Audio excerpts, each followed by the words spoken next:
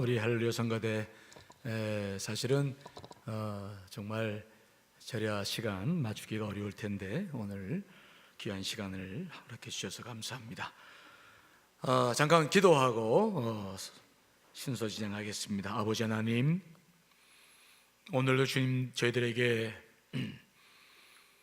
하루 동안도 함께해 주시고 또 새벽에 기도를 한 후에도 또 주님과 동행할 수 있는 시간들을 주신 것 감사합니다. 오늘 이 시간에는 정말 주님을 깊이 만나는 시간이 되기를 소망합니다.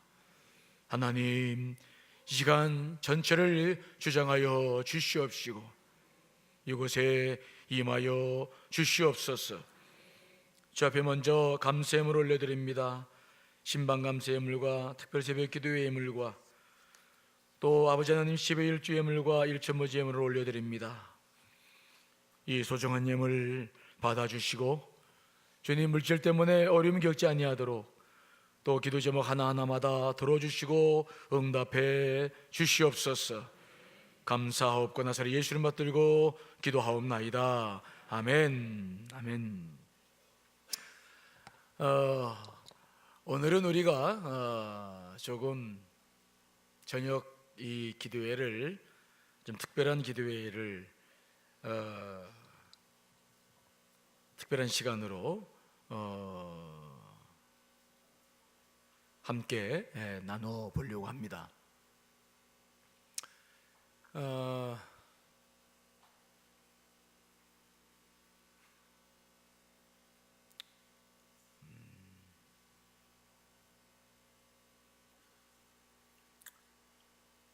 우리가 예수 그리스도를 체험을 하기 위해서 가장 좋고 또 필요한 것이 있다고 한다면 깊은 기도를 하는 거예요. 깊은 기도라고 하는 것은 내 심령, 내 가슴에서 나오는 기도. 너무 마음이 안타까워서 소리조차 칠 수 없을 만큼 우리의 심령에 그런 분들이 열릴 때가 있죠. 오늘은 우리가 좀 그런 기도를 했으면 좋겠는데 이것이 사람들 제가 어떻게 할 수 있는 것도 아니고 여러분들의 노력 가지고도 되질 않아요. 온전히 성령님께서 우리와 함께해 주셔야 될 줄 믿습니다. 정말 성령님께서 오늘 이 시간, 그렇다고 해서 깊은 기도를 한다 그래서 뭐 외적으로 막 방언이 터져 나오고 이상한 현상들이 나오는 그런 일을 바라는 것은 아닙니다. 하지만 내가 내 영혼 깊은 곳에서 정말 주님의 음성을 듣고 주님과 함께 교제하는 시간이면 좋겠다 생각해요.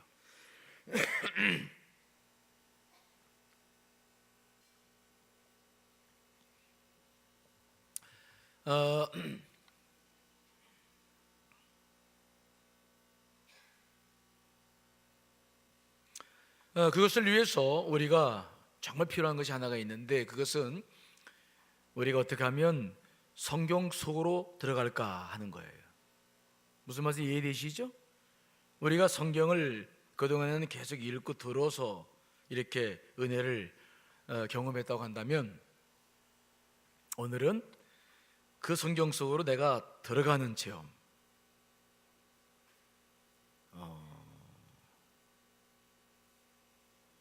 그러니까 성경에 나오는 현장 속으로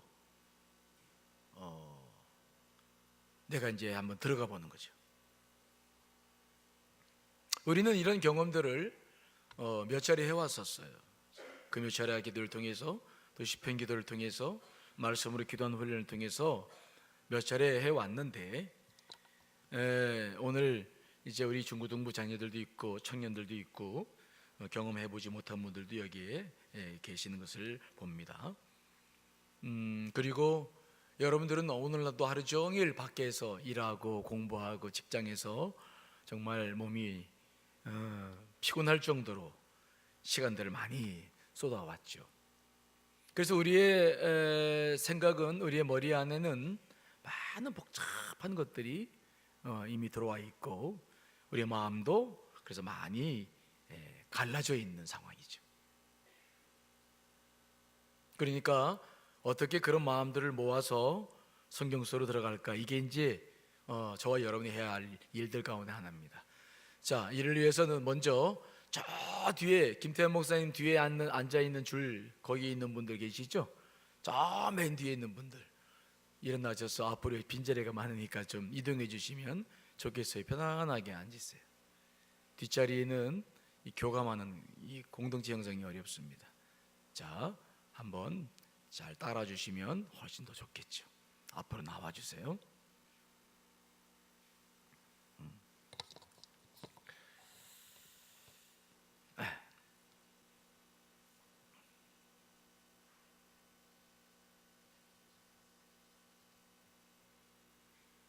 자, 그러면 우리가 이 성경을 오늘도 읽을 텐데, 성경을 읽는데 성경 안으로 들어간다.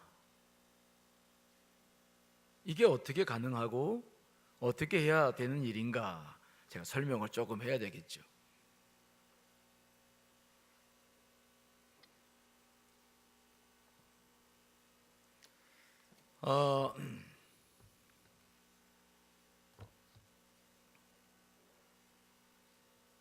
우리가 성경을 읽고 성경 속으로 들어간다 라고 하는 개념, 우리가 이 성경 속으로 들어가기 위해서는 우리가 어디로 먼저 들어가야 되냐면, 성경을 읽을 때에 보통 보면 그 성경 안에 성경에 장소가 나와요. 나오죠? 장소가 나와요. 그래서 우리가 성경 속으로 들어가기 위해서는 그 성경에서 배경을 이루고 있는 그 장소로 들어가야 돼요. 쉽게 말하면 성경에 있는 공간 안으로 들어가는 거예요.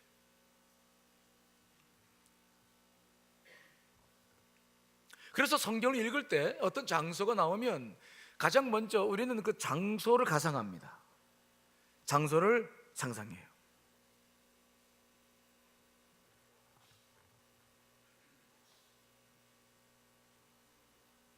그리고 그 장소에 내가 상징되는 것들을 가지고 그 장소를 상상할 때 어떤 일이 벌어지냐면, 여러분들 안에 지금 피곤한 마음들, 복잡하고 분주한 마음들, 여러 가지 분심, 잡념들, 이런 것들이 굉장히 많이 지금 일어나고 있는데, 이것들이 그 안에만 잘 들어가면 사라져요. 왜 사라지냐? 내가 가지고 있는 감각이라는 게 있어요. 보고 듣고 만지고 맛보고 하는 그런 감각이라는 것이 있는데, 이 감각이 성경 안에 있는 공간 안으로 들어가서 그 공간을 살피기 때문입니다. 이해되시나요? 이제 해보시면 되지. 그러니까 지금 그냥 내버려 놔두면 내 감각은 지금 오늘 저를 쳐다봐요. 목사님 오늘 뭘 하시려고 저렇게 장엄하게 이렇게 설교를 설명을 하고 있고, 자꾸 뭐가 이렇게 뭘 하시려고 저렇게 하시는지, 오늘 새벽에 뭘 경험한다고는 했는데 도대체 저 양반이 뭘 어떻게 하려고 하는지, 여러분들은 전부 감각이 누구한테 집중되어 있습니까? 저한테 집중하겠죠. 그리고 가끔씩 다른 생각들 하고, 또 가끔씩 졸기도 하고. 그렇게 우리의 감각은 지금 이 자리에 있으면서도 많이 분산되어져 있는데, 우리가 성경 안의 공간으로 쭉 정말 제대로만 들어가면 그 공간 안에 있는 것을 우리가 느끼기 시작하면, 예를 들어서 공간에 들어갔어요. 성경 읽었어. 그때 공간에 보니까 그때 정말 날씨는 어땠을까? 날씨 추웠을까? 더웠을까? 지금처럼 좀 서늘했을까? 때는 언젠가, 밤인가 낮인가?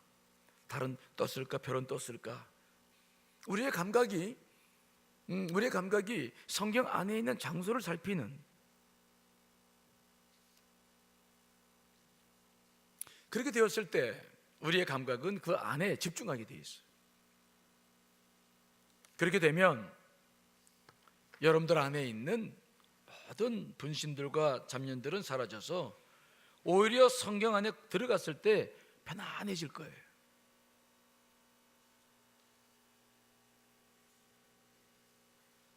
그런데 분명한 것은 여러분, 우리가 들어가려고 하는 그 성경의 공간은 역사적 현실, 즉 성경이 기록되어 있는 2000년 전에 있는 그 공간은 아니라는 거죠. 왜요? 그 공간은 이미 사라졌어요. 2000년 전에, 2000년 동안 지나왔어요. 그렇죠? 다만 우리가 머릿속에서 상상하는 것은 그 공간 안에 갇힐 때 우리 안에 있는 모든 감각들이 주님을 향하도록 되어져 있기 때문에 우리가 그 일을 하는 거예요.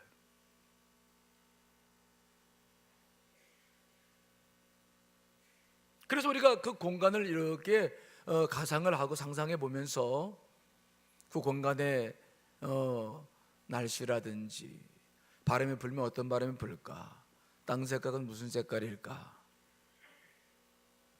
나무와 새들이 있다면 한번 또 상상해 볼 수 있겠죠. 그렇게 우리의 모든 감각기관을 이용해서 그 장소를 상상해 보는 거죠.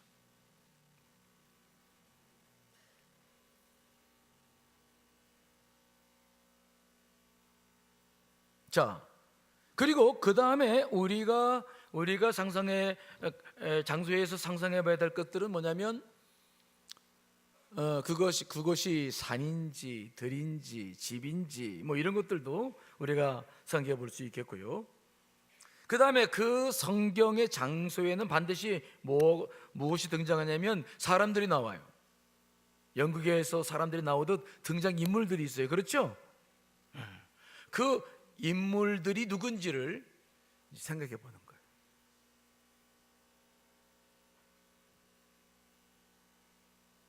그 사람의 이름은, 그 사람의 성은 남자인가 여자인지, 그 사람의 성격은, 그 사람은 어떤 특징이 있는지, 이러한 것들을 우리가 살피는 거예요. 그래서 그 공간 안에 흩어졌던 내 감각들을 그 공간에 집어넣어서 그 공간 안에 내가 참여해 보는 거죠. 마치 오늘 교회에 있는 것처럼 성경에 있는 그 공간 안에 내가 들어와 있는 거예요. 이해되시죠? 자, 이렇게 되었을 때 어떤 일이 벌어집니까? 자, 요한일서 1장 1절과 3절 말씀 한번 읽어봅시다. 시작.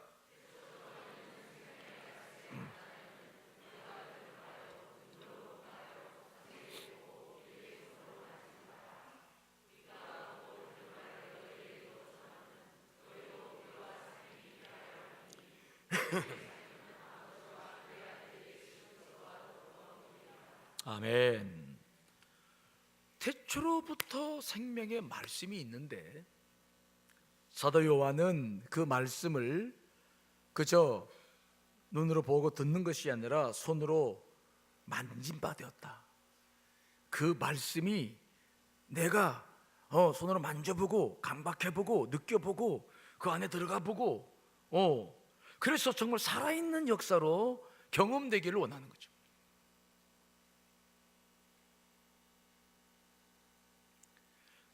그래서 우리는 그 성경 안으로 들어가 그 장면 안에 내가 들어가 있을 때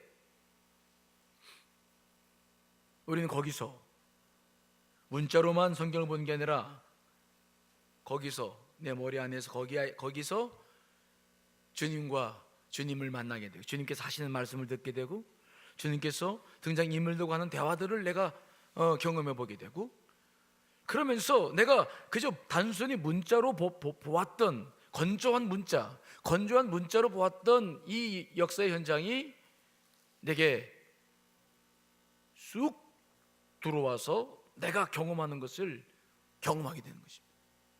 이해되시나요? 이해가 안 되죠. 안 해봐서. 해보신 분들은 이제 느껴지게 될 거예요.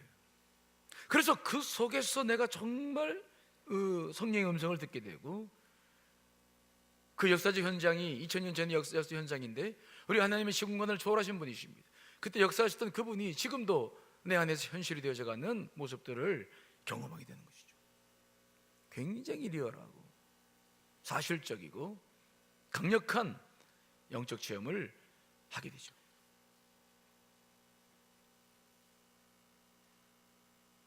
자, 먼저 이것을 하기 전에 실습 한번 해보려고요. 실습.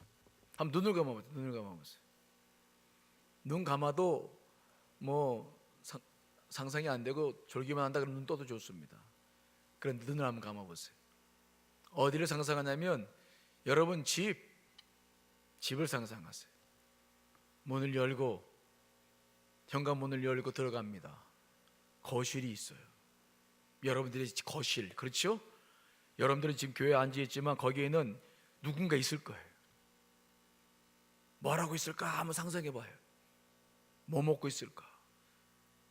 TV 보고 있을까? 아니면 누구랑 전화하고 있을까? 컴퓨터 하고 있을까? 자, 상상해 보십시오.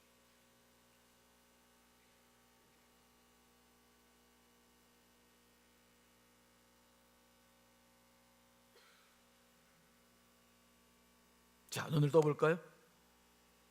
어떻게 상상이 됩니까? 안 됩니까? 되죠? 누가 있죠 거기에? 지금 누군가 라면 끓여 먹고 있죠? 누군가 지금 컴퓨터에서 뭐 게임을 하고 있죠? 하지 말라고 그랬으니까 엄마가 없으니까 지금 하고 있는 아이들이 보입니까?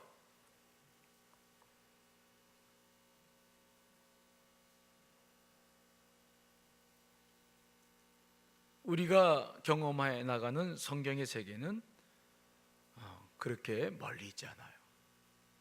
우리가 그것들을 경험해 나가지 못하기 때문에 그렇기 때문이죠.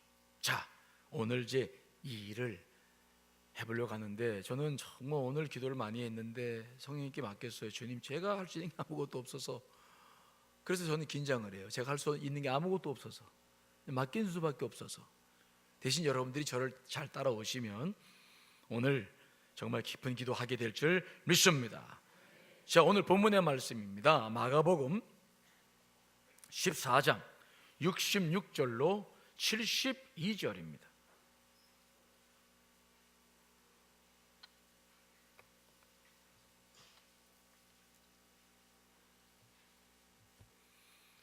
자, 성경을 읽을 때에서부터 성경을 큰 소리로 읽으시면서 여러분들의 상상의 날에는 그 장소, 그 공간에 집중하셔야 돼요. 그리고 그 공간을 느껴보려고 해보십시오. 그러면 성경을 그냥 읽게 되지 않아요. 자,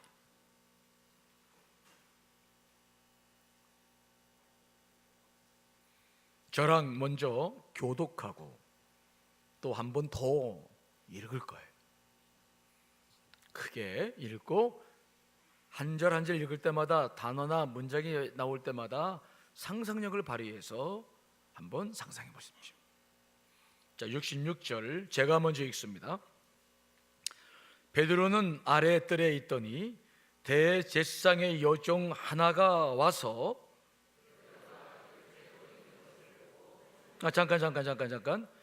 잠깐 다시 읽으세요. 천천히 또박또박 한 단어 한 단어 읽어야 상상력이 살아납니다. 그냥 읽으면, 눈으로 읽으면 아무것도 떠오르지 않아요. 다시 제가 읽을게요.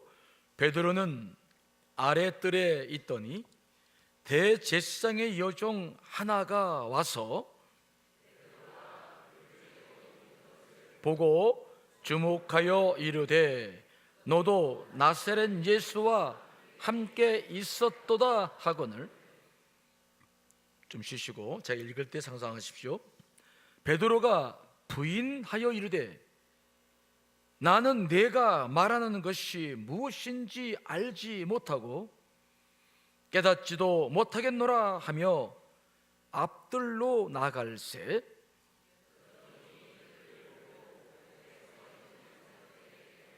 다시 이르되 이 사람은 그 도당이라 하되 또 부인하더라.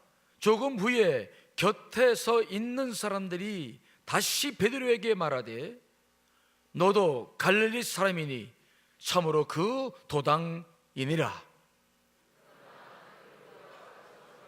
맹세하되 말하는 이 사람을 알지 못하노라 하니, 다 같이 읽습니다. 닭이 곧 두 번째 울더라. 이에 베드로가 예수께서 자기에게 하신 말씀, 곧 닭이 두 번 울기 전에 내가 세 번 나를 부인하리라 하심이 기억되어 그 일을 생각하고 울었더라. 잠시 눈을 감고 한번 말씀을 상상해 봅니다.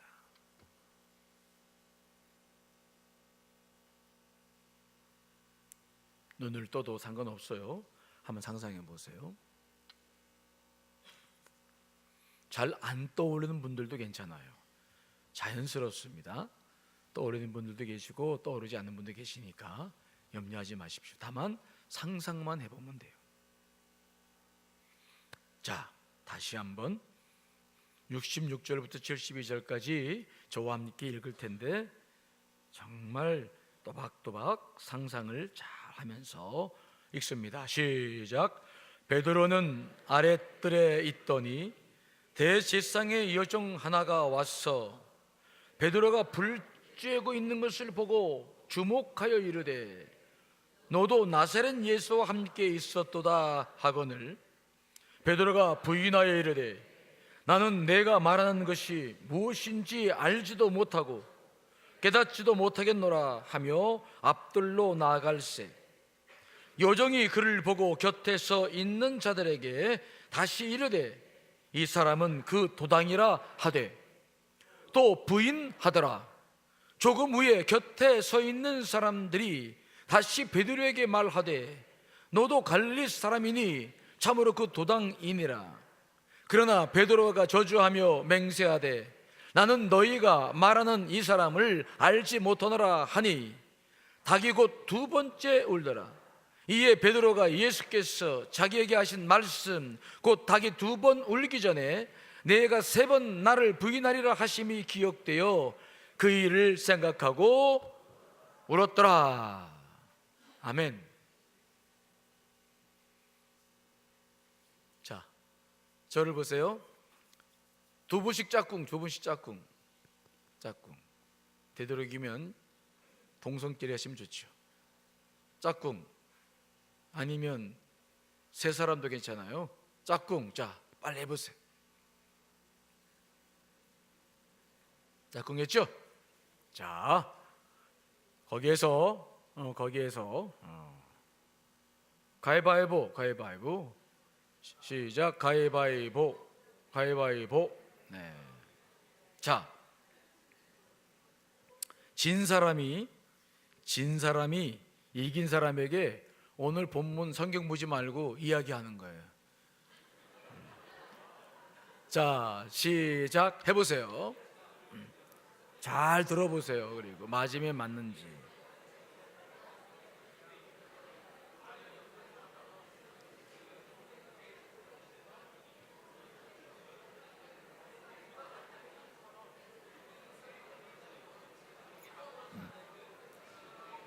분위기도 잘 살려가면서.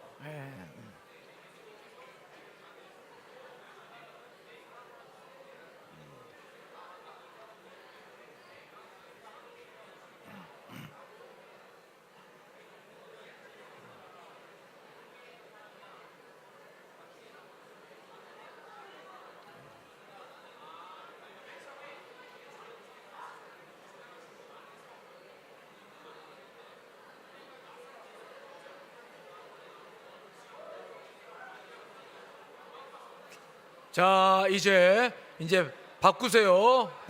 파트너 바꾸세요. 이제 이긴 사람이 말씀 좀 해보세요. 다시. 네. 바르게 말씀하셔야지. 웃으면 안 됩니다.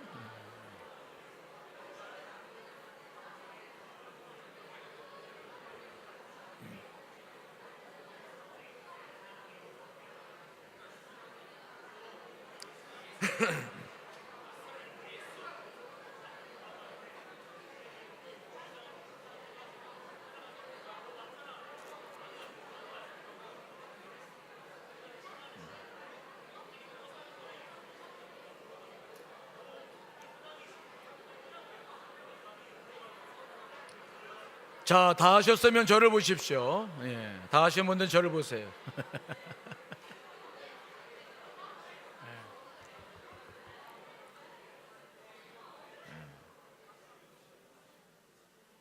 어떻게 옆 사람이 잘했어요? 괜히 엉터리로 막 이렇게 말한 거 아니에요? 예. 자, 이제 저를 보세요. 저를 보세요. 베드로가 몇 번 부인합니까? 몇 번 부인했죠? 세 번. 네. 세 번 부인했어요. 분명하게. 네. 자, 이제 우리는 이 내용을 가지고 대제사장의 집 그 뜰로 들어가 보는 거죠. 그리고 거기서 제가 설교하는 것이 아니라 성령님께서 성경을 통해서 여러분들에게 말씀하시는 것을 여러분들이 듣는 경험을 오늘 해보려고 하는 거예요. 어렵지 않아요. 그리고 이것은 설교를 듣는 것보다 더 강력한 영적 체험을 하게 됩니다. 대신 익숙하지 않기 때문에 뭘 저런 거 하나 이렇게 생각하시면 안 돼요. 이것은 우리가 성경을 가리키는 중요한 방법 가운데 하나예요. 전통적으로 우리가 해오는 방법이죠. 우리 교회에서는 많이 안 해서 그렇지 중요한 방법 중에 하나예요. 그리고 많은 체험을 하게 합니다. 그러니까 저를 믿고 부정적인 생각 또 여러 가지 복잡한 생각들 내려놓고 오늘 저를 신뢰하시고 따라오시기 바랍니다. 자, 먼저 자세를 좀 똑바르게 하십시오. 자세를 바르게 앉으십시오. 너무 요즘 오늘 날씨도 안 추운데 너무 두껍게 입으신 분들은 나 졸겠다 생각하신 분들이죠. 그런 분들이 외투도 벗으셔가지고 하시고 자세를 똑바로 하셔야 돼요. 그리고 마이크 요거 쓰겠습니다. 핸드 마이크. 그리고 제가 인도하는 대로 잘 따라오세요. 자세를 똑바로 하시고요. 눈을 감습니다. 눈을.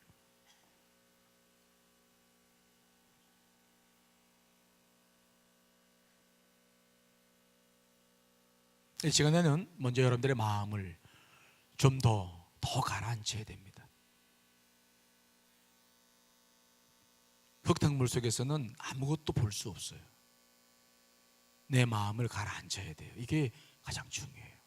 가라앉히는 방법은 여러 가지 방법이 있는데 예수의 기도도 할 수 있고 다 할 수 있는데 제가 여기 있는 분들을 또 설명하기는 어렵고 그래서 눈을 감고 청각을 사용하는 방법 한 번만 쓰겠습니다. 자, 눈을 감고 귀를 열어서 이 시간 1분 정도만 듣겠습니다. 소리 나는 것들이 많이 있어요. 이 공간 안에 몇 가지가 되는지 한번 헤아려 봅니다. 1분입니다. 1분. 자, 준비 시작.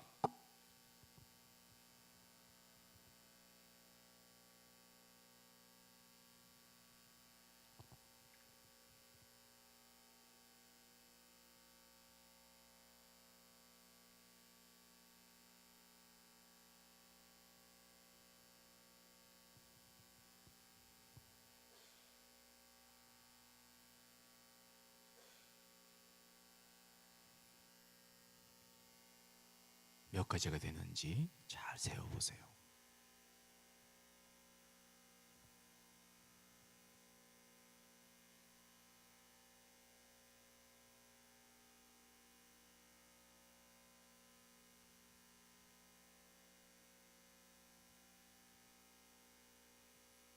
자, 이제 눈을 뜨시고 찬양합니다. 내 영혼이 내 영혼이. 정말 마음을 다하고 또 예쁜 목소리로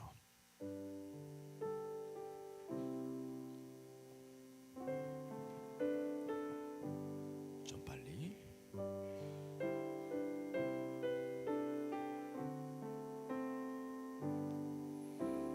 내 영혼이 내 영혼이 주님을 찬양하며 기뻐합니다.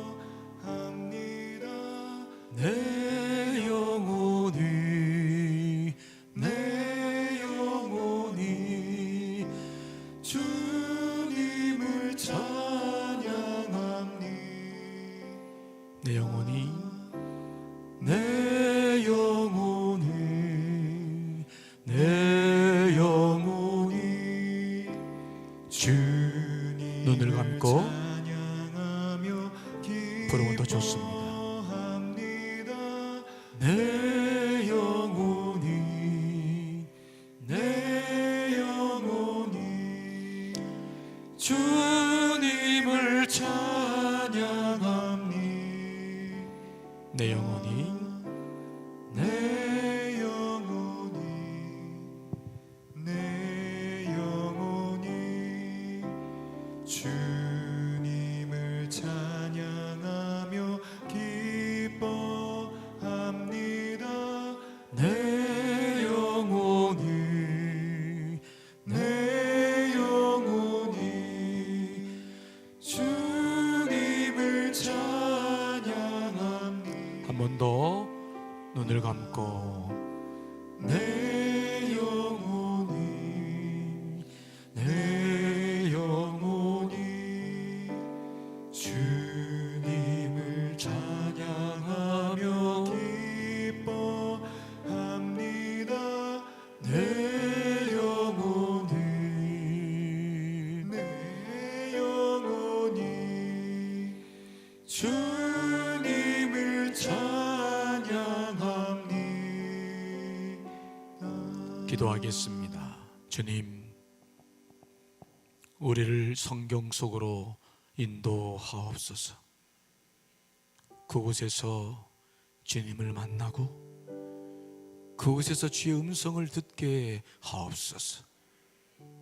그곳에서 기도하며 그곳에서 주님을 체험하게 하옵소서. 예수님의 이름으로 기도합니다. 아멘. 자, 이제 베드로가 1차적으로 예수님을 부인하는 현장으로 들어가 봅니다. 제 설명을 들으시고 머릿속에 계속해서 상상을 하십시오. 예수님께서는 감람산에서 기도를 이제 게세메 동산에서 기도를 하시고, 그리고 내려오다가 가룟 유다가 데리고 온 성전 수비대 군사들을 만나게 되죠. 그리고 체포되어져서 대제사장 가야바의 집으로 끌려가셨습니다. 때는 초봄이었고 시간은 자정이 가까운 시간이었습니다. 상당히 날씨가 싸늘했던, 요즘과 같던 그런 날씨가 아닐까 생각합니다. 그때 베드로는 몰래 뒤를 밟아서 예수님께서 들어가신 그 대제사장 가야바의 집까지 들어가는 데 성공하죠. 자, 66절로 68절 말씀을 다시 읽습니다. 시작. 베드로는 아랫뜰에 있더니 대제사장의 여종 하나가 와서 베드로가 불을 쬐고 있는 것을 보고 주목하여 이르되 너도 나사렛 예수와 함께 있었다 하거늘. 베드로가 부인하여 이르되 나는 내가 말하는 것이 무엇인지 알지도 깨닫지도 못하겠노라 하며 앞들로 나아갈새. 눈을 감아 봅니다.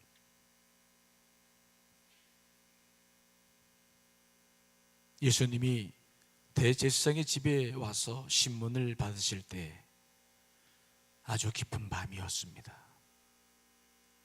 자정이 가까웠고 서늘한 바람이 불고 있었습니다. 밤이 어두워서 주변의 건물들과 풍경들은 어둠에 잠겨 있었지만 그 중앙에는 모닥불이 피어 있었습니다. 그 불의 열기는 사람들을 모으게 해서 그 서늘한 추위를 견디려고 사람들은 그 불 주변에 둥그렇게 앉아 있습니다. 그 속에서는 장작이 타는 나무 냄새가 나고 있었고,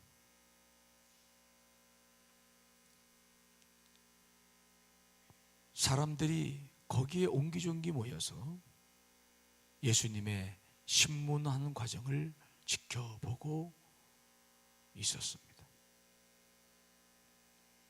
베드로도 그 틈에 슬쩍 끼어들어서 태어난 척 마치 그들과 한 패인 양 베드로도 그 사람들 곁에 앉아서 불의 열기를 느끼고 있었습니다.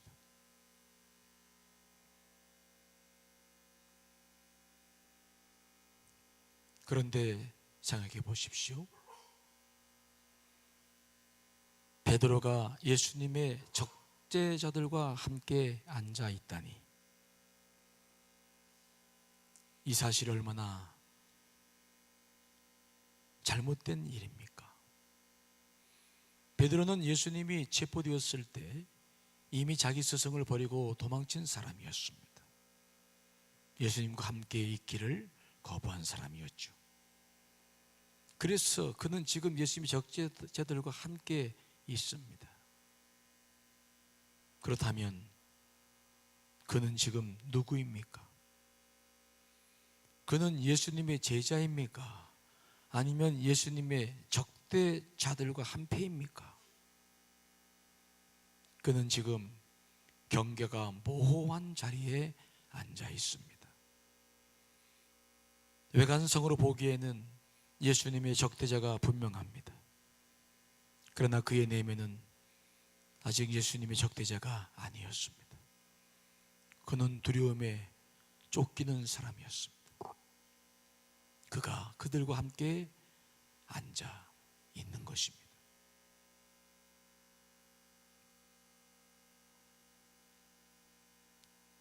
가운데 펴져 있던 불은 드디어 빛을 드러내면서 서서히 주변을 밝히고 있습니다. 그 집에는 여종이 있었는데 그 여종이 이것저것 심부름을 하다가 우연히 살펴봤는데 왠지 낯선 사람이 한 사람 앉아 있었습니다. 그의 행색을 아무리 살펴봐도 그는 예루살렘에 살던 사람이 아니었습니다.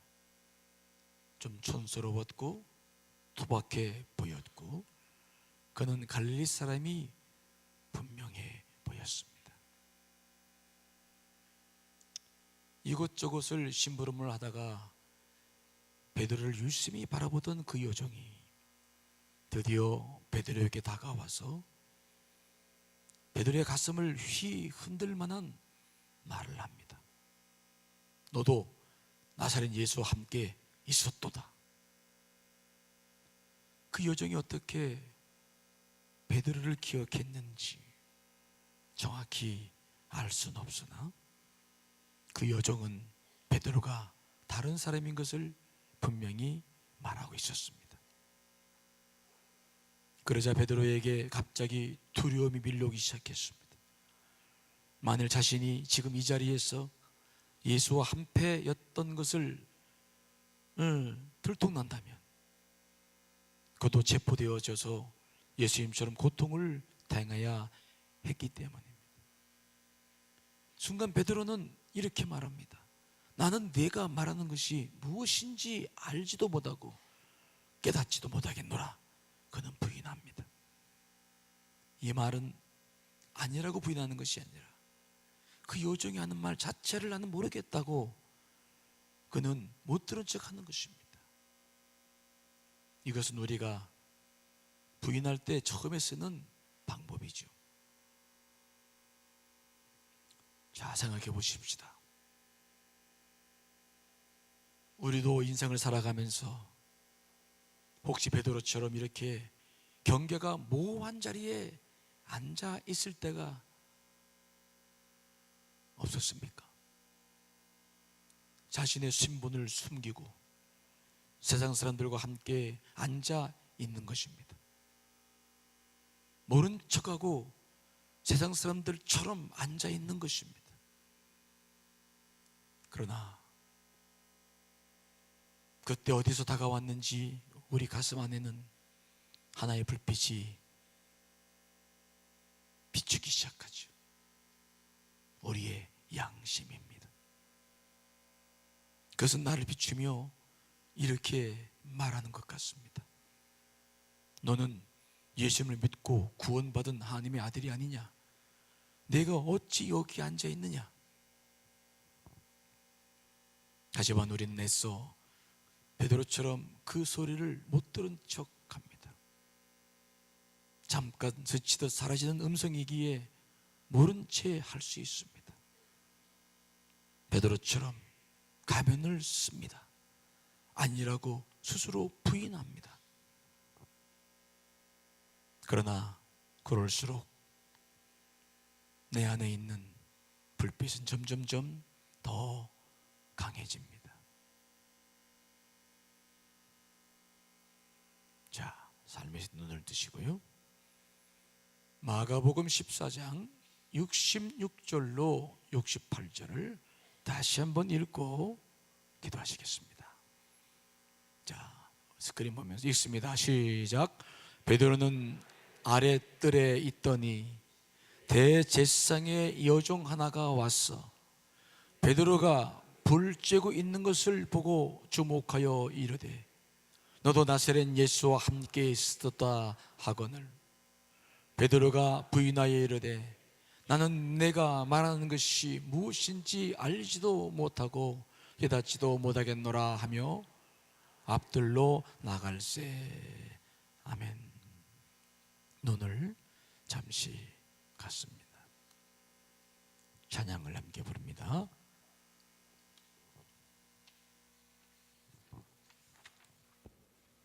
주여 주 예수여 함께 부르시겠습니다.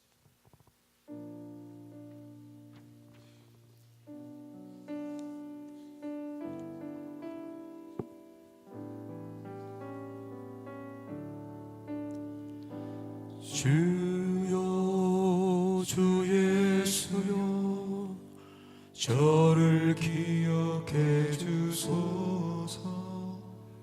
주여 주 예수여 당신 나라 임하실 때 주여 주 예수여 저를 기억해 주소서. 주여 주 예수여 당신 나라 임하실 때. 눈을 감습니다. 그리고 기도합니다. 먼저 여러분 기도하기 전에 좀 기다리세요. 그 장소를 상상해 보십시오. 베드로 곁에 여러분도 앉아 있습니다.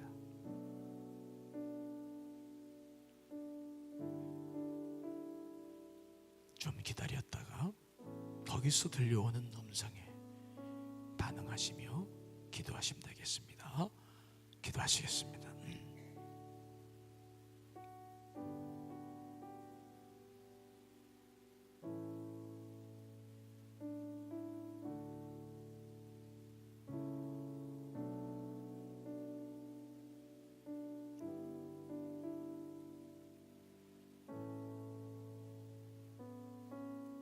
아버지,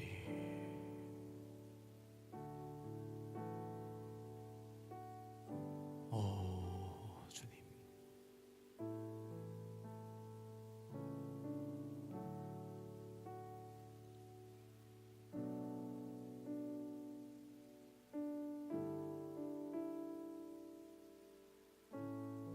저를 용서하시옵소서.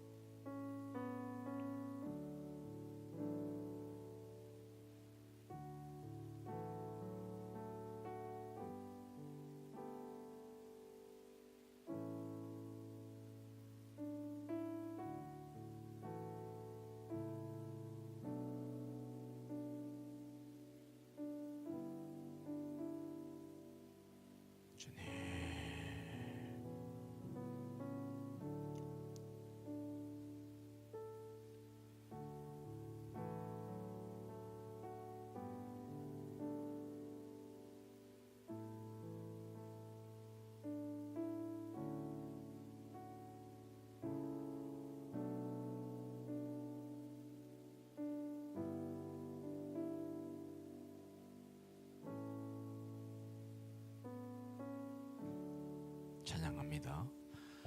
주여 주 예수여 저를 기억해 주소서. 주여 주 예수여 당신 나라 임하실 때 주여 주 예수여 저를 기억해 주소서. 주여 주 예수여 당신 나라 임하실 때 고백합니다. 주여 주 예수여 저를 기억해 주소서. 주여 주 예수여 당신 나라 임하실 때. 두 번째 장면으로 나아갑니다. 여러분 편안하게 눈을 감기도 하시고 또 뜨기도 하시고 편안하게 하십시오. 베드로는 첫 번째 부인을 했지만 그때 그는 자기를 속일 수 없었습니다. 그래서 입은 아니라고 했지만 그는 자기의 몸은 견딜 수 없어서 그 자리에서 일어섰습니다. 그리고 그는 그 환한 장소를 떠나서 앞들로 나아갑니다. 그런데 이런 행동을 본 그 여종은 더욱 마음에 확신을 갖습니다. 왜냐하면 잘못이 없다면 저렇게 도망치듯 일었을 필요가 없다고 생각했기 때문이죠. 베드로는 얼른 일어나서 불빛이 약한 곳, 어두운 곳을 향해 나아갑니다. 그는 어쩌면 자기 자신을 비추는 양심의 소리도 듣지 않을 수 있는 곳으로 가기를 원했을지 몰라요. 베드로를 의심했던 그 여종은 베드로를 따라갑니다. 그리고 베드로가 앞들에 섰을 때 이젠 더 크게 말을 하지요. 자, 69절 70절 말씀 읽습니다. 시작. 여종이 그를 보고 곁에 서 있는 자들에게 다시 이르되 이 사람은 그 도당이라 하되 또 부인하더라. 처음에는 그 여종이 베드로에게만 이야기를 했어요. 너도 안 패지? 하지만 이제 그 부인은 그 소리는 더 커지고 있습니다. 베드로가 아니라 베드로 곁에 있는 사람들에게 베드로를 고발합니다. 이 사람이 한패입니다. 그때 이 베드로도 부인하는 목소리도 커집니다. 처음에는 그 여인에게만 앉으라고 얘기했죠. 모른 척했어요. 하지만 이제는 그 주변 사람들이 다 자기를 쳐다봅니다. 베드로는 이제 그 많은 사람들에게 큰 소리로 이야기를 해야만 합니다. 아니라고. 한번 내뱉은 말은 점점점 강해지고 주변 사람들에게 다 들리게끔 말을 해야 했는데 그 말은 커져서 자기 귀에게도 들려왔습니다. 그리고 그는 어쩌면 그 순간만큼은 정말 자기가 예수 그리스도를 믿던 따르던 제자가 아니었음을 바랬을지 모르죠. 그는 그렇게 많은 사람들 앞에 공개적으로 아니라고 부인합니다. 자, 여러분 다시 한번 본문 69절 70절 말씀을 읽어봅니다. 시작. 여종이 그를 보고 곁에 서 있는 자들에게 다시 이르되 이 사람은 그 도당이라 하되 또 부인하더라. 눈을 감습니다.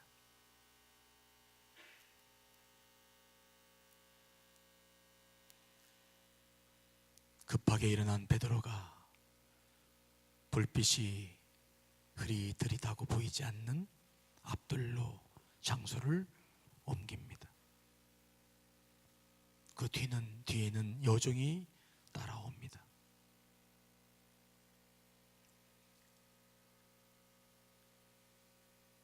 거기에 서 있을 때 여종의 목소리가 크게 들리죠.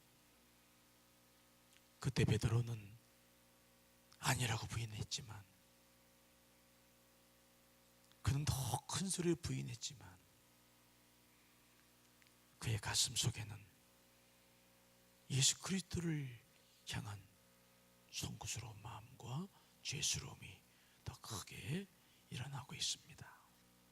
자, 이 시간 잠시 기도하시겠습니다.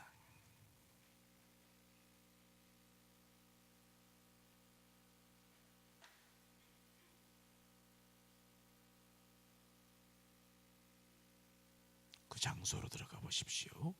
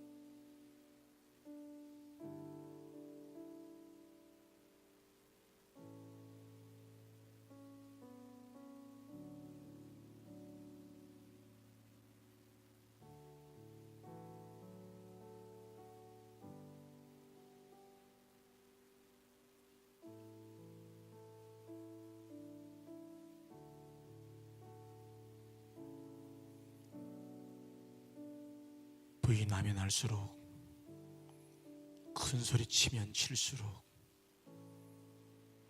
내 가슴 속에 더 분명히 들려오는 음성이 있습니다. 그래도 넌 내 것이니라.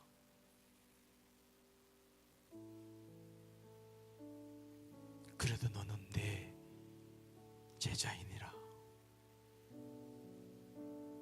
내가 너를 위해 이 땅에 왔노라.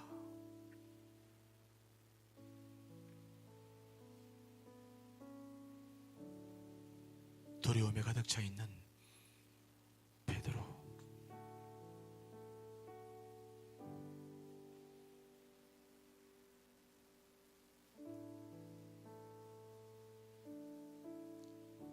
그러나 그의 가슴은 점점점 무엇인가로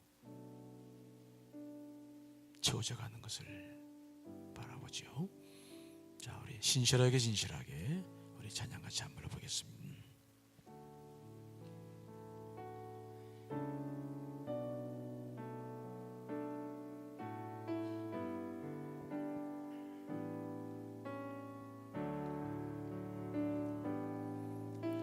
진실하게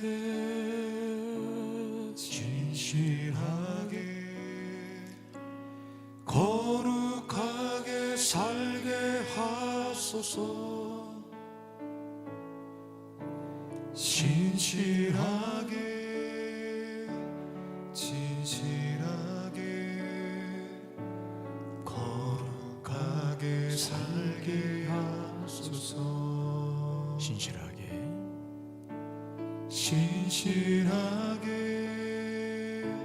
진실하게 거룩하게 살게 하소서. 진실하게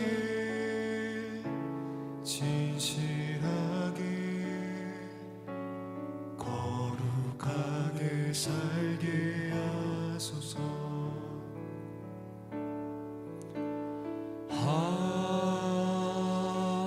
하나님 나의 마음 만져주소서. 하나님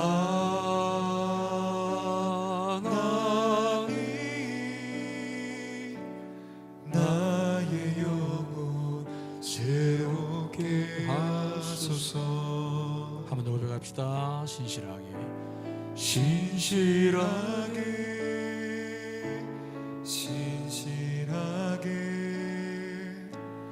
거룩하게 살게 하소서. 진실하게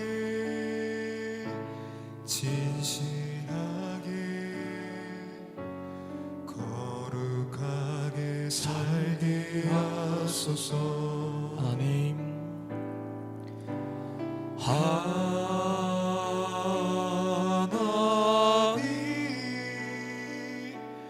나의 마음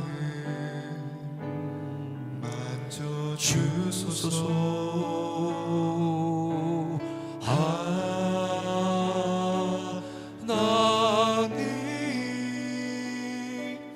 나의 영혼 새롭게 하소서. 하나님 하나님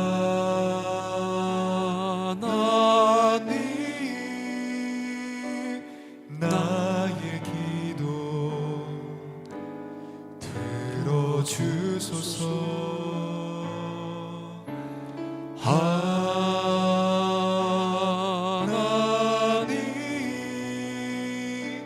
주의 길로 인도하소서.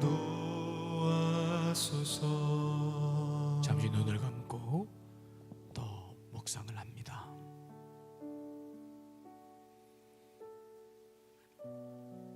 그 여종의 말을 듣던 무리들이 다 베드로를 쳐다봅니다. 불빛이 환하게 비치는 것이 아니었기에 사람들은 금방 베드로를 알아보지 못했을 것입니다. 하지만 시간이 조금 지나자 거기도 불빛이 서서히 사람들의 얼굴을 드러내기 시작합니다. 드디어 사람들이 서로 얼굴을 쳐다보며 누가 누군지를 분간할 수 있는 때가 되었습니다. 순간 많은 사람들이 베드로를 주목합니다. 많은 사람들이 베드로의 얼굴을 기억하고 있었습니다. 왜 그렇습니까? 베드로는 예수님의 수제자였기 때문입니다. 예수님께서 베푸시던 기적의 현장 속에서는 언제나 그가 있었습니다. 지붕을 뚫고 중풍 병자를 고쳤을 때, 수많은 사람들이 인산인해를 이루며 그 광경을 보았을 때, 그때도 베드로는 예수님 곁에 있었습니다. 그보다 더 많은 사람들이 모였던 현장, 오병이어의 기적이 일어날 때였습니다. 남자만 5,000명, 아이들과 분회자까지 합의하는 10,000명이 넘는 수많은 사람들이 모여 있었을 때, 그때 예수님은 물고기 2마리와 떡 5개, 오병이어로 많은 사람들에게 그 사람들의 배고픈 배를 채워주고 있었습니다. 그때 베드로도 그 물고기를 나르고 떡을 나눠주며 기뻐했었던 모습. 사람들은 그때도 거기에 있었던 베드로를 보았습니다. 사람들은 분명했습니다. 이제 그 사람들이 베드로에게 말합니다. 너도 갈릴리 사람이니 참으로 그 도당이니라. 너도 갈릴리 사람이다. 내가 너를 보았노라.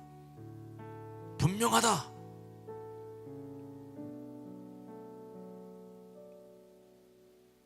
놀란 베드로는, 당황한 베드로는 큰 소리로 예수님을 저주하며 맹세까지 하며 말합니다. 나는 너희가 말하는 저 죄인을 알지 못한다. 내가 만일 저 사람의 제자였다면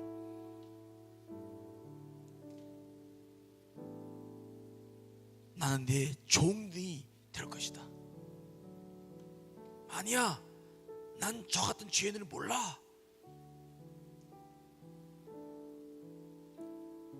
새벽 공기를 타고 베드로의 외침의 소리가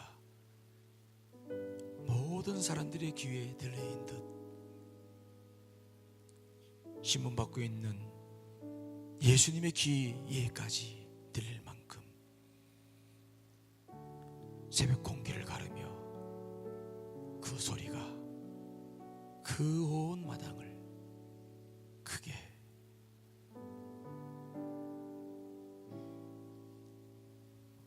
적십니다. 자, 이 시간 다시 한번 기도하겠습니다. 이제는 예수님을 저주까지 하며 맹세까지 하며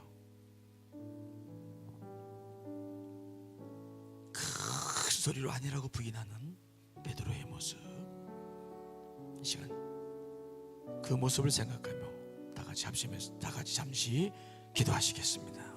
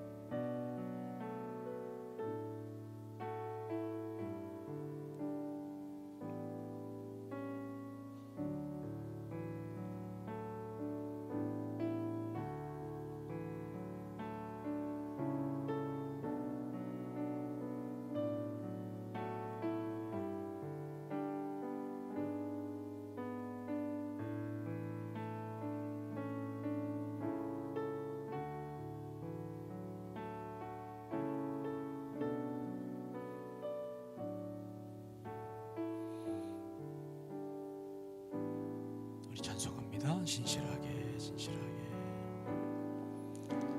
신실하게 진실하게 거룩하게 살게 하소서. 신실하게 진실하게 거룩하게 살게 하소서. 하나님, 하나님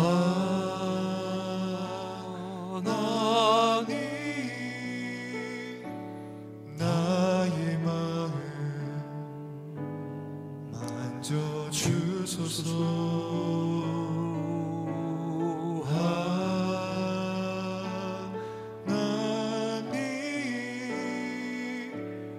나의 영혼 새롭게 하소서. 노력합시다. 신실하게 진실하게 진실하게 거룩하게 살게 하소서. 하소서. 신실하게 진실하게 거룩하게 살게 하소서. 하나님, 하나님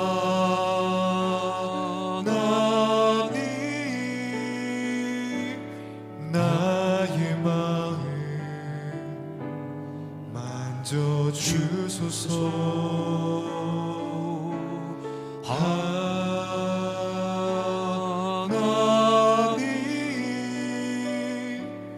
나의 영혼 새롭게 하소서. 하나님,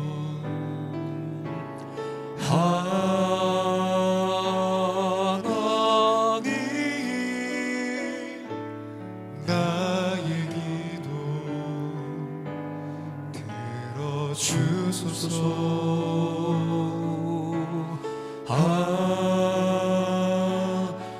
하나님 주의 길로 인도하소서. 다시 눈을 감고 마지막 장면으로 들어가겠습니다. 그렇게 예수님을 저주하면서까지 부인했던 베드로. 그러나 예수님께서는 그 베드로를 그대로 두지 않으셨습니다. 베드로로 하여금 다시 돌이킬 수 있는 기회를 주셨습니다. 오늘 본문 72절 말씀을 읽겠습니다. 눈을 감고 들어보십시오. 닭이 곧 두 번째 울더라. 이에 베드로가 예수께서 자기에게 하신 말씀, 곧 닭이 두 번 울기 전에 내가 세 번 나를 부인하리라 하심이 기억되어 그 일을 생각하고 울었더라. 베드로가 예수님을 저주까지 하면서 부인했을 때 갑자기 닭이 꼬끼어 꼬끼어라고 울었습니다. 닭의 울음소리가 새벽 공기를 가르며 대제사장 안뜰과 바깥뜰 전체에 퍼집니다. 예수님을 심문하던 자들과 그 광경을 구경하던 많은 사람들이 눈을 들어 하늘을 보기 시작합니다. 아, 벌써 새벽이구나. 날이 밝았어. 예수님을 심문한 적대자들은 이제 날이 밝자 예수님을 빌라도에게 넘겨 십자가형을 받아 죽게 할 것을 생각하였고, 그 자리에서 밤을 지새던 많은 사람들은 기지개를 피며 눈을 비비며 서서히 일어서고 있었습니다. 그때 신문을 봤던 예수님의 시선은 누구를 바라보고 있었을까요? 바로 베드로였죠. 누가복음 22장 60절로 61절 읽어드리겠습니다. 베드로가 이르되 이 사람아, 나는 내가 하는 말을 알지 못하노라 하고 아직 말하고 있을 때에 닭이 곧 울더라. 주께서 돌이켜 베드로를 보시니 베드로가 큰 소리로 아니라고 소리치며 난 저 딴 사람 모른다고 예수 그리스도를 저주까지 하며 맹세했을 때 주님은 눈을 들어 베드로를 바라보셨습니다.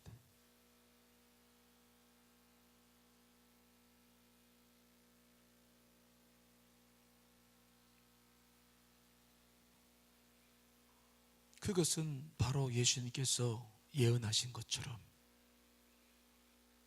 호언장담했던 베드로가 예수 그리스도를 부인하리라 하신 말씀이 이루어지는 순간이었습니다. 닭울음 소리를 듣던 베드로도 솟아라치게 놀랐습니다. 그 닭의 울음소리는 베드로의 영혼을 뒤흔들었습니다. 그 소리는 베드로를 부르시던 하나님의 음성이었습니다. 그 소리는 베드로의 잠자던 영혼을 흔들어 깨웠습니다. 그 소리를 듣던 베드로는 더 이상 할 말이 없었습니다. 자기가 그동안 믿어왔던 자기 확신과 장담과 결심과 자기라는 인생의 기초가 산산이 부서지는 순간이었습니다. 예수님의 말씀대로, 예수님께서 예언하신 대로 그는 주님을 부인하고 말았다는 사실을 깨닫기 시작했습니다. 그 깨달음 속에 드디어 감정의 파도가 밀려왔습니다. 어쩔 수 없었던, 주체할 수 없는 눈물이 쏟아지기 시작했고 감정이 폭발하기 시작했습니다. 그는 도무지 그 안에 있을 수 없어서 밖으로 뛰쳐나갑니다. 그는 통곡하기에는 무한한 나이였지만 그는 자기도 모르게 밖으로 뛰쳐나가서 엉엉 소리내어 울며 통곡하며 회개의 눈물을 흘리고야 말았습니다. 자, 이 시간 마지막 기도 하겠습니다. 여러분은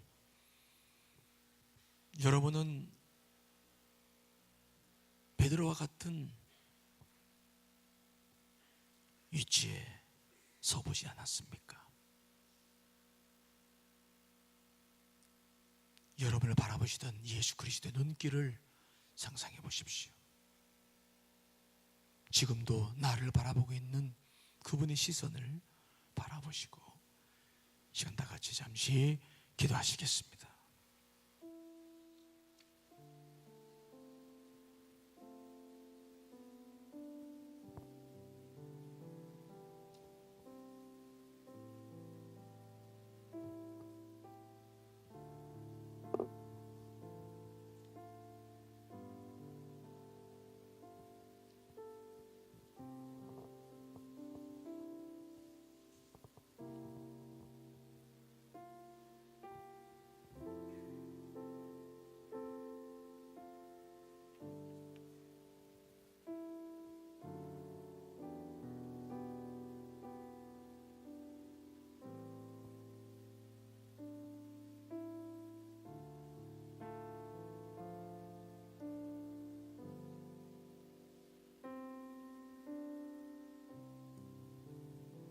주님은 말없이 베드로를 바라보셨습니다. 그리고 지금은 우리를 바라보십니다.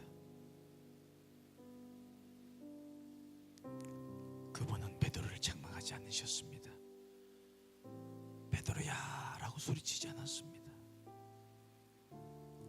그분은 기다리셨습니다.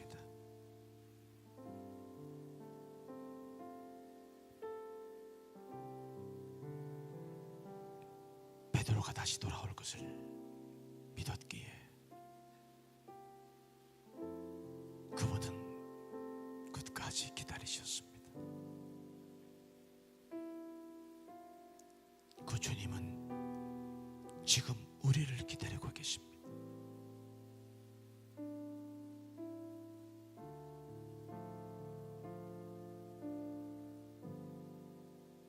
실패하고 넘어지고 또 좀 일어섰는가 했더니 또 넘어져가는 우리들을, 세상에 짝하며 살면서 수없이 주님을 부인하며 사는 우리들. 그러나 주님은 우리를 바라보시며 여전히 기다리고 계시죠. 마치 집을 나간 당자가 나올 것만을 기다리며 밤마다 불을 켜두고 기다리던 아버지처럼